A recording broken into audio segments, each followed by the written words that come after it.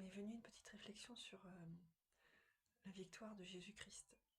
Parce que demain, c'est Pâques, donc c'est Jésus qui ressuscite. C'est ma partie préférée de l'histoire, entre guillemets. Je dis à Jésus, ouais, c'est comme tes bébés à nuit évangéliques.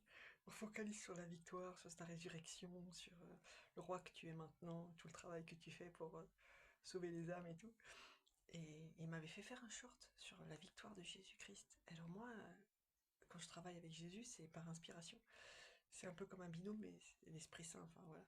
Et en fait, je pensais qu'il allait me faire des images de lui. J'avais genre Jésus Apocalypse avec ses yeux de feu et tout, sur son cheval blanc. Jésus, même au niveau de la résurrection, il a gagné, il est ressuscité des morts et tout.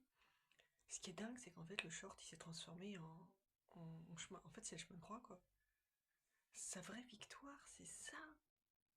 C'est d'avoir accepté de mourir pour nous, d'avoir souffert ce qu'il a souffert à Gethsemane en suer du sang, pour vivre la passion, qui devait être d'un point de vue humain, enfin, c'était horrible, surtout que lui, comme il était clairvoyant, il savait très bien ce qu'il attendait.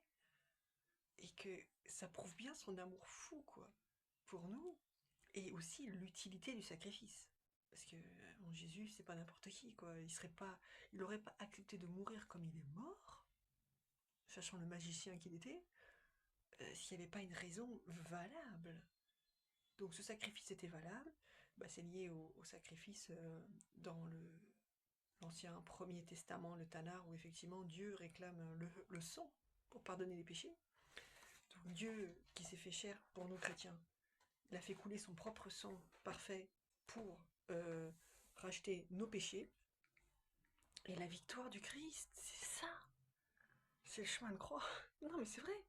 On imagine tous la victoire. Bon bah voilà, il est roi, il est beau, il est fort, il est là-haut. Tous les anges l'adorent, il est assis à la droite de Dieu le Père et tout. Toutes les forces démoniaques sont soumises à lui. Tout genou fléchit devant Jésus-Christ de Nazareth. Hein. Tout genou fléchit devant son nom, au ciel, sur terre et aux enfers. Donc il est tout puissant avec dire Dieu le Père tout puissant. Et avec Dieu Esprit Saint aussi. Donc c'est incroyable de se dire que la vraie victoire de Jésus, c'est pas sa résurrection ou le fait qu'il soit assis à la droite de Dieu le Père Tout-Puissant, Dieu Trine, c'est le chemin de croix, ma réflexion personnelle. Donc, bon dimanche de Pâques à tous, vive l'amour, vive la fraternité entre tous, entre toutes les religions, entre tout le monde, et l'amour vaincra, on le sait déjà, et vive le Seigneur Jésus-Christ de Nazareth, l'amour de ma vie, de notre vie. Au revoir.